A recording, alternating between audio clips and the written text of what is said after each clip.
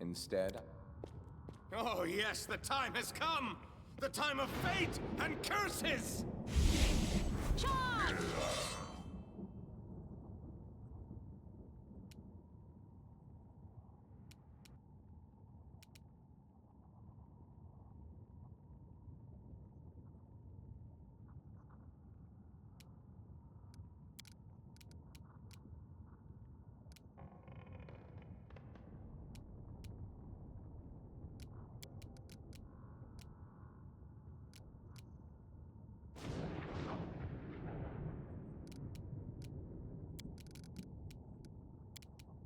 This should do it.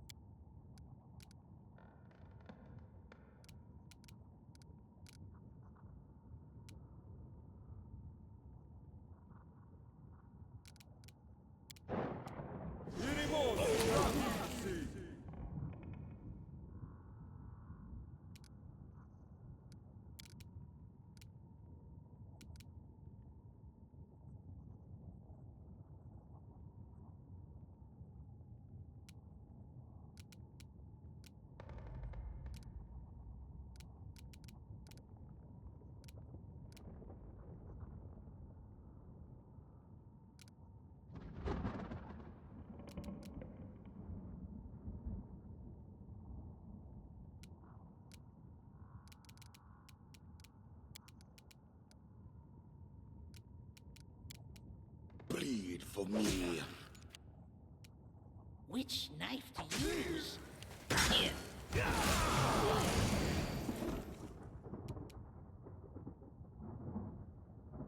A calculated risk.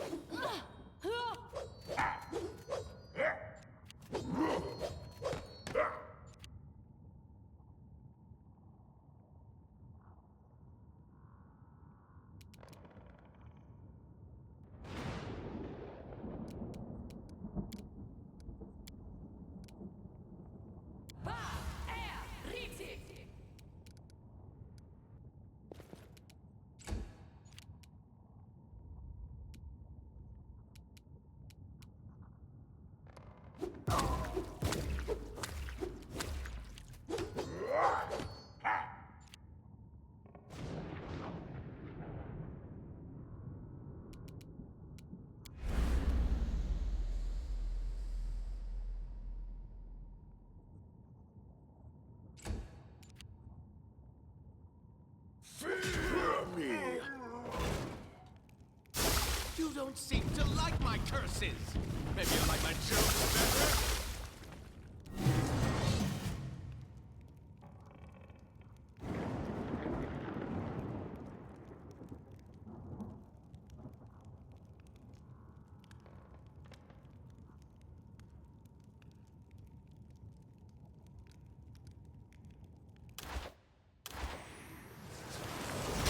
Nighttime!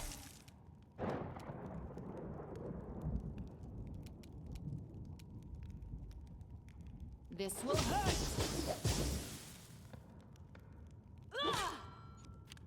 Ow!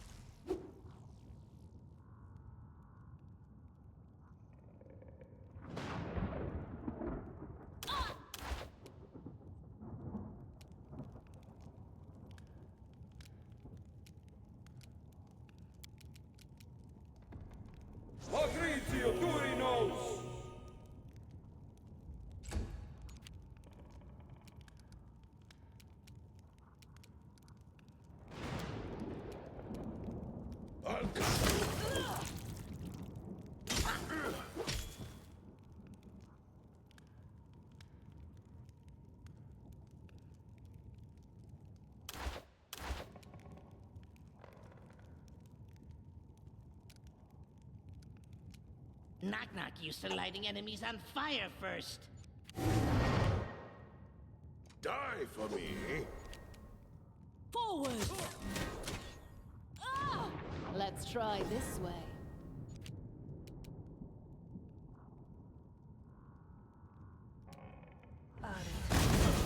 Go. Your life ebbs low.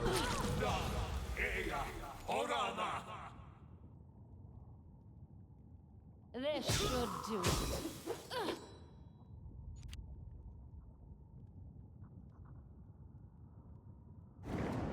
Yes.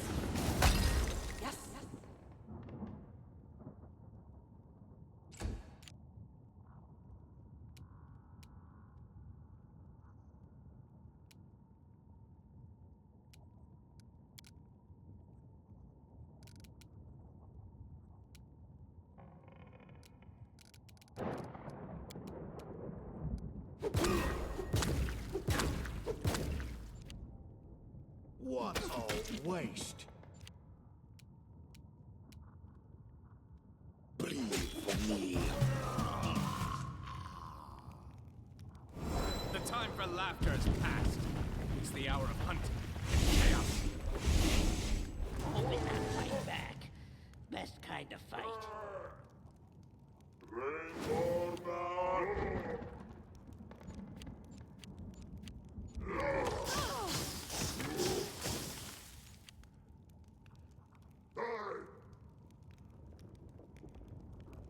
Be easier if you not fight back.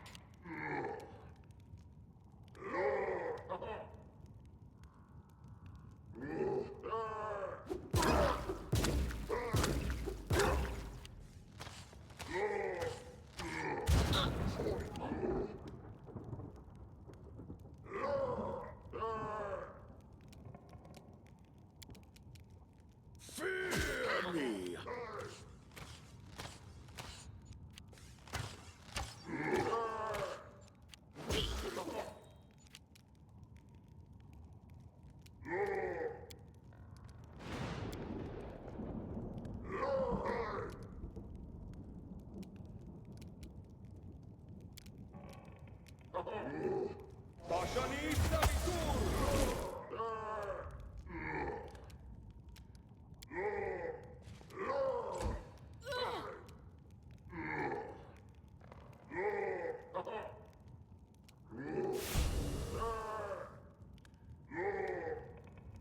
A calculated risk.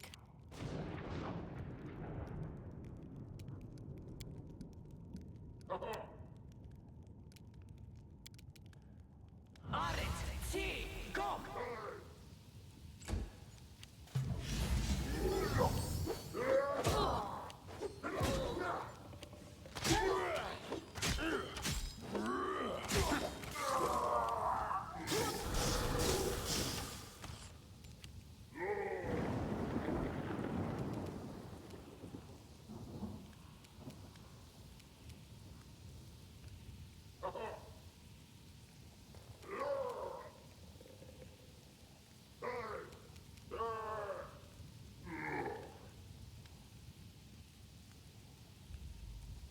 Come here, Bob. Knock-Knock statue.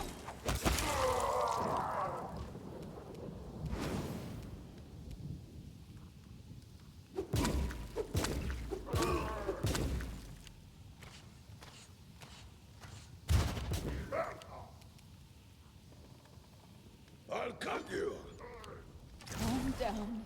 Not dead yet.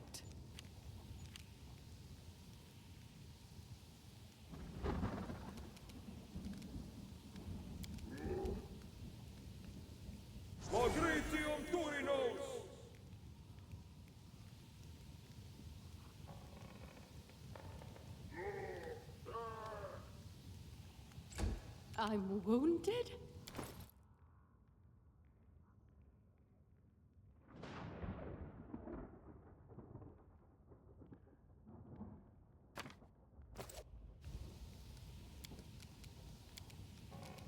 Eso. I say yes.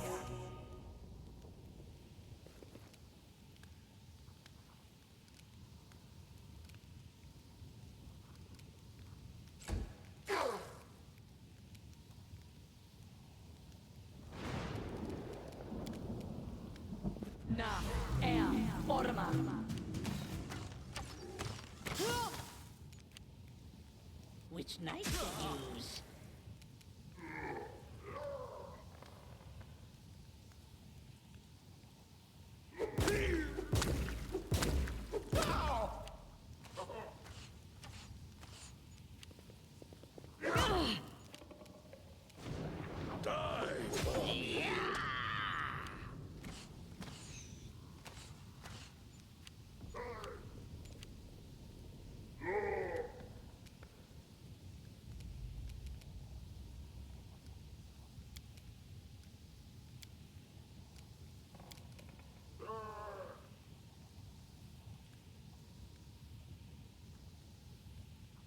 Patrizio Turinos!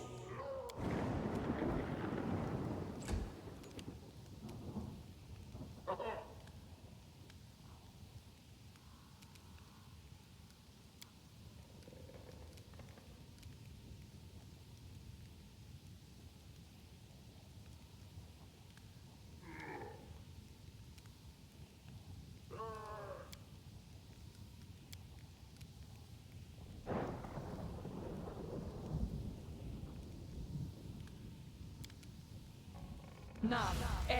Orma. This will hurt.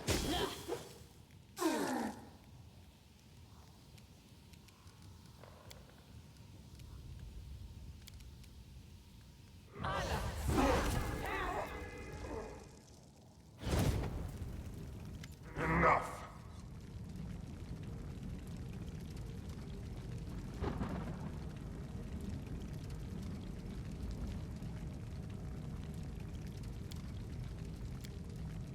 Time, duty. I remember your answer. The world remembers it too. Your answer, your heart, your essence. And now, cursed queen, I'm taking this part of your soul, as I took away Nyris's ability to love. What you called your essence is yours no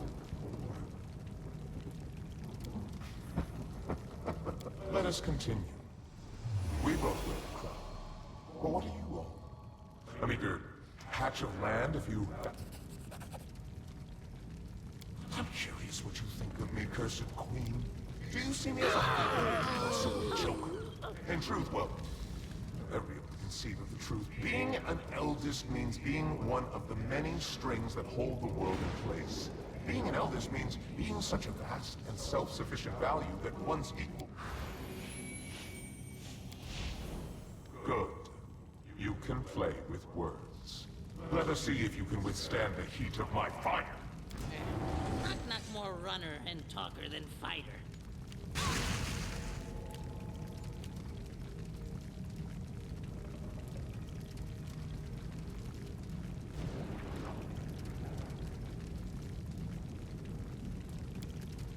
Let's try this way.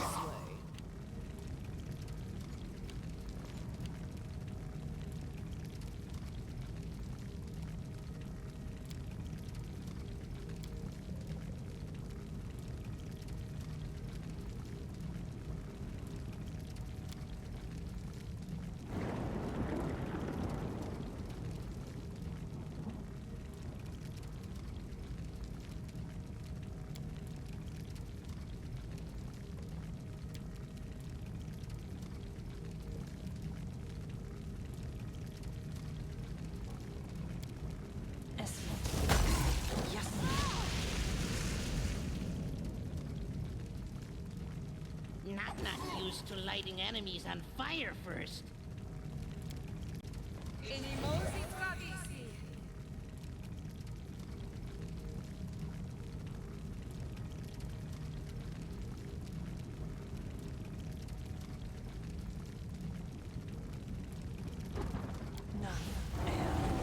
This should do it.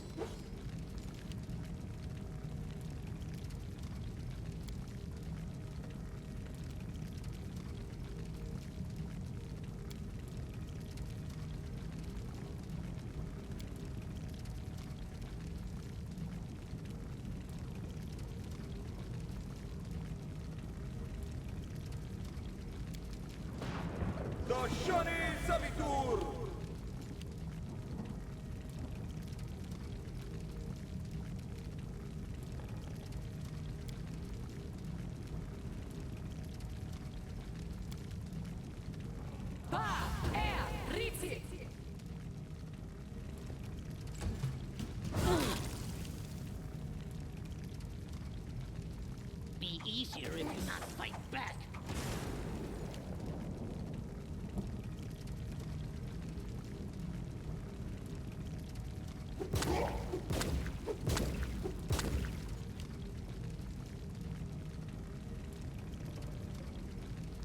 A calculated race.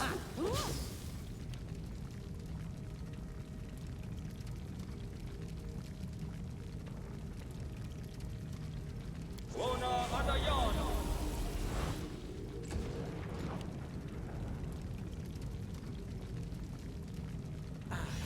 Tea. Go.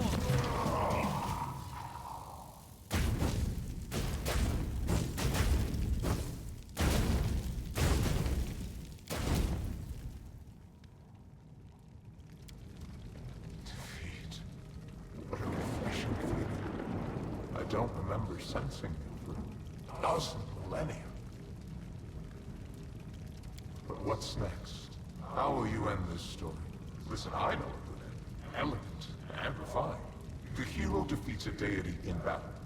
Impressive, it grants the victor power and immortality. The hero enters the chambers of the deity to become his champion and herald. Eternal, powerful, equally glorified both in the first world and in Valerian. Her kingdom healed from its wounds and flourished under the rule of the immortal champion. A beautiful ending, isn't it? And this legend is yours for the asking. Did I tell you I don't like dying? Well, I don't. Perhaps we should stop this pointless exercise and speak seriously?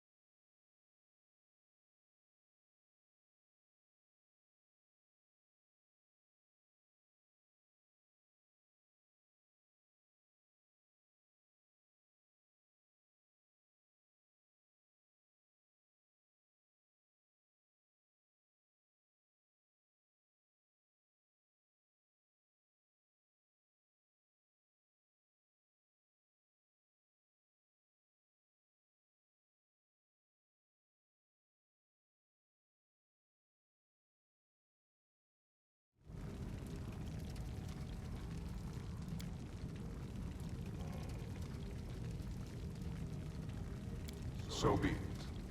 This performance has run its course.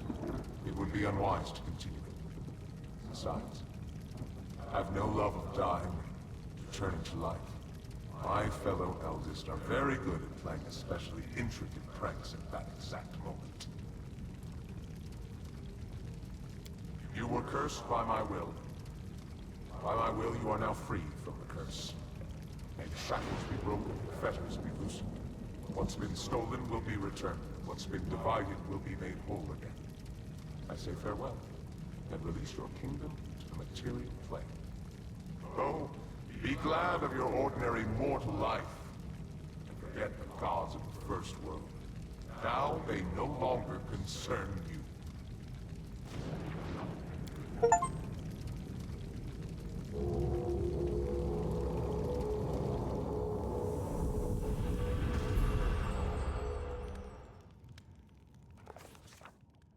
Now that the eldest and other spiteful beings wouldn't be bothering us, the queen returned to her subjects and celebrated the victory and the end of the kingdom's miseries with great fanfare. Everything gradually returned to normal, including our exciting lives. Not always peaceful, but also not troubled by invasions from another world. And little by little, our heroes and the common folk began to forget the sorrows of the past. Under the wise leadership of the Queen, the stolen lands became a true country. There was still much to be done, of course, and some of it will need to be finished by our heroine's descendants. But there are no longer cut purses on every corner, and the peasants aren't afraid some new self-proclaimed chief will show up and strong-arm himself into power.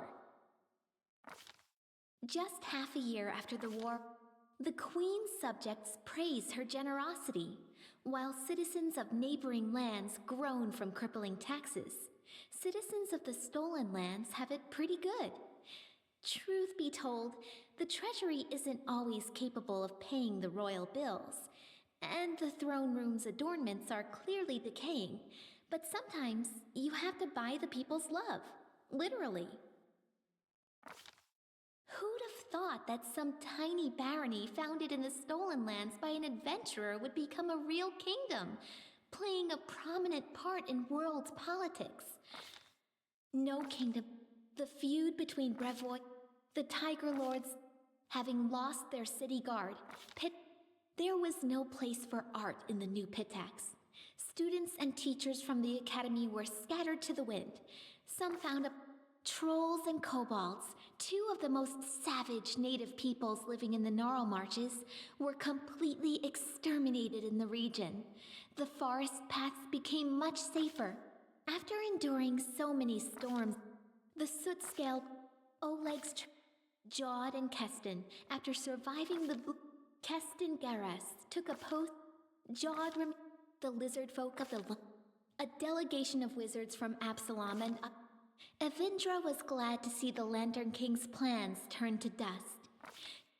After the victory, the storyteller abandoned his affairs and began spending. We never saw Amiri again. Perhaps she got lost somewhere in the First World, or maybe she found some other way back. Who knows? I doubt that stubborn barbarian would just vanish without a trace. As for the Six Bears, they returned to the mountains, out to the farthest, wildest backwoods they could find. Valerie stayed to serve the Queen, but not for long. She soon laid down her weapon to start her own family. Valerie married a simple farmer and bore him 2 beautiful children, then settled away from the capital, where she was soon forgotten. Harem became famous, respected by dwarves throughout our kingdom as well as our neighbors. Jaethal spent some time at the Queen's court, but it became progressively harder for her to hide her true nature from the omnipresent servants of Pharasma. Octavia didn't stay still for very long. Soon, she and Reg went to Numeria and started a huge slave rebellion there. They didn't manage to destroy the Technic League, but to this day, slaves speak their names with admiration, and slavers with terror. Over the course of their journey, the two grew as close as ever, leaving their quarrels and resentments behind. After returning from Numeria, Octavia settled in her mother's house and became. Rigangar left for Numeria with Octavia to start a slave rebellion. Over the journey, he really matured and learned to understand others, as well as how to control his anger. After he returned, he took a position in the Queen's court. Being both formidable and charming, he inspired fear in the hearts of some and lust in others. There are even some rumors that he almost talked Octavia into marrying him. And as for Knock Knock, Hero Knock Knock, he continued his questionably heroic efforts in the Stolen Land. Despite all the woes that befell the country, our queen remains a strong leader. Many noble houses from neighboring lands wouldn't hesitate to be related to her, and they regularly send a variety of marriage proposals. As for myself, the author of this book, Lindsay, who never chose a pretty nickname, I stayed here, within my own book, to watch what happens in the kingdom and one day write this epilogue. I hope, O honored reader, that you learned something important from this story, or at least were entertained by it. And now that it's concluded, I have only to set the final period and go silent forever.